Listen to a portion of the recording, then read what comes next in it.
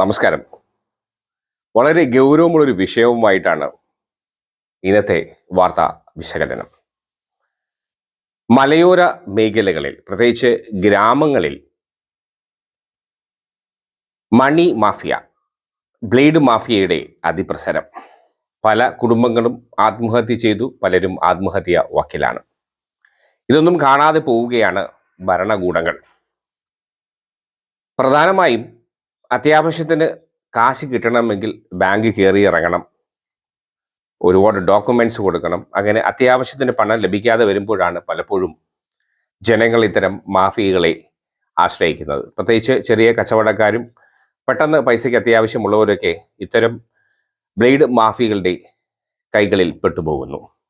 ഒരിക്കൽ പെട്ടാൽ ഒന്നുകിൽ കിടപ്പാടം, അല്ലെങ്കിൽ ജീവന് തന്നെ ഭീഷണിയാണ് ഇത്തരം ബ്ലേഡ് മാഫിയകൾ.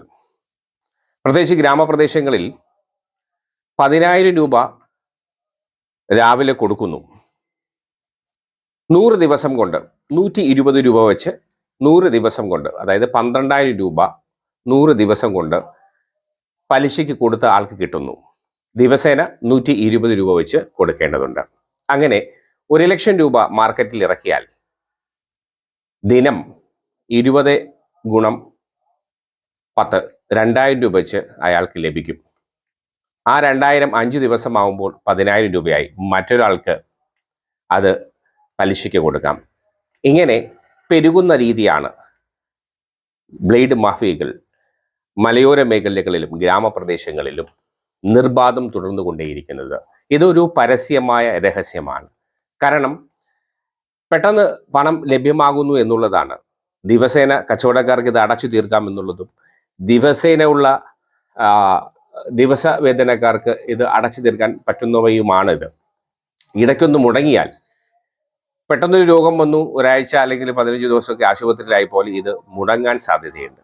അങ്ങനെ ആകുമ്പോൾ ഇത് ഇവർക്ക് ലഭിക്കാതെ വരും. പിന്നെ അത് ഭീഷണിയായി മറ്റു വിഷയങ്ങളിലൊക്കെ ആവും. ഇച്ചിരൂടെ സാമ്പത്തികം ആവശ്യമായാൽ പലരും ഇപ്പോൾ വാഹനം വാങ്ങി വെച്ച്, RC ബുക്കല്ല, RC ബുക്കിനോടൊപ്പം വാഹനം വാങ്ങി വെച്ച് അതിന് പകരം തുച്ഛമായ തുച്ഛമായ പൈസ കൊടുത്ത് പലിശയ്ക്ക് പണം കൊടുക്കുന്നു. ഇത് അടവ് മുടങ്ങിയാൽ പിടിച്ചെടുക്കുന്ന വാഹനം TFM ഉൾപ്പെടെ എഴുതി വാങ്ങിയാണ് പൈസ കൊടുക്കുന്നത്. ഇതിനെ മറികടക്കാൻ ഇത്തരം ബ്ലേഡുകാർ ചെയ്യുന്നത്, അവർ ഈ സെക്കൻഡ് ഹാൻഡ് വാഹനം വിൽക്കുന്നതിനുള്ള രജിസ്ട്രേഷൻ എടുത്തു വയ്ക്കും. ഇങ്ങനെ പലർക്കും വിലപിടിപ്പുള്ള വസ്തുക്കളും വാഹനങ്ങളും നഷ്ടപ്പെടുന്നു. ഇതിനൊരു അറുതി വരുത്തേണ്ടതുണ്ട്. സർക്കാരിൻ്റെ ഇടപെടൽ വളരെ അത്യാവശ്യമാണ്. ലളിതമായ വ്യവസ്ഥയിൽ ലോൺ ലഭ്യമാക്കാൻ സർക്കാർ മുതിരേണ്ടതുണ്ട്. അല്ലാത്ത പക്ഷം പാവങ്ങൾ, ദിവസവേതനക്കാർ, ചെറുകിട കച്ചവടക്കാർ ഇത്തരം മാഫിയകൾക്ക് മുന്നിൽ അടിയറവ് വെക്കേണ്ടി വരുന്നു, അവരുടെ ജീവിതവും ജീവനും. ഉദാഹരണത്തിന്, അവർ കൊടുക്കുന്ന ഒരു കാർഡുണ്ട്, മറ്റ് തെളിവുകളൊന്നുമില്ല. 100 കോളങ്ങളുള്ള കാർഡിലാണ് അവരുടെ കണക്കുകൾ.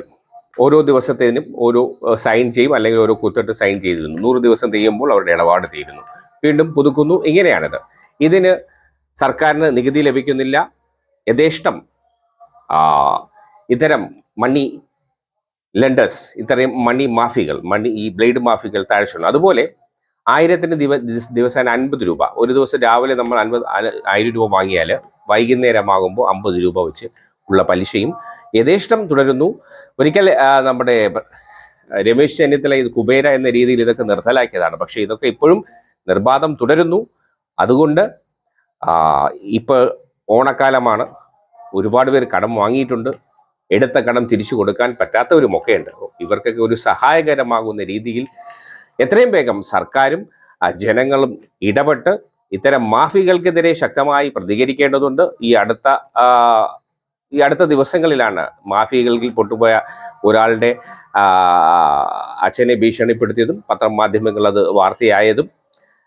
തുക എത്ര കൊടുത്തിട്ടും അയാളുടെ വാഹനം തിരിച്ചു കൊടുത്തില്ല എന്ന പരാതിയുമായി മുഖ്യമന്ത്രിക്ക് പരാതിപ്പെടുകയോ ചെയ്തിരിക്കുന്നു.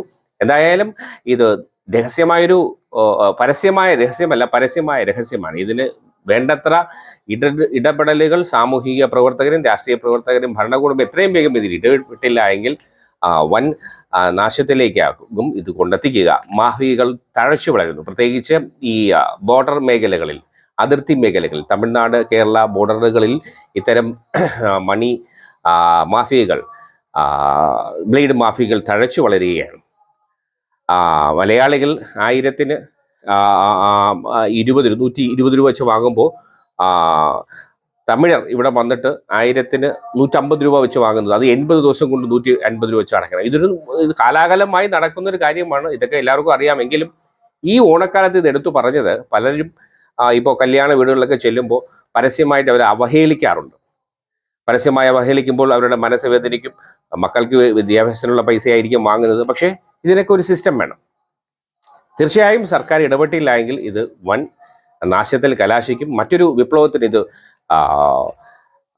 ഇതൊരു തുടക്കമാകും. അതുകൊണ്ട് കഴിയുന്നതും വേഗം ഭരണകൂടം, നിയമവ്യവസ്ഥയും സാമൂഹ്യ പ്രവർത്തനവും ഒക്കെ ഇതിൽ ഇടപെട്ട് അത്യാവശ്യം ലളിത മാർഗങ്ങളിലൂടെ സാധാരണക്കാർക്ക് വായ്പ കിട്ടുന്ന തരത്തിൽ കാര്യങ്ങൾ എത്തിക്കണമെന്ന് അഭ്യർത്ഥിക്കുന്നു.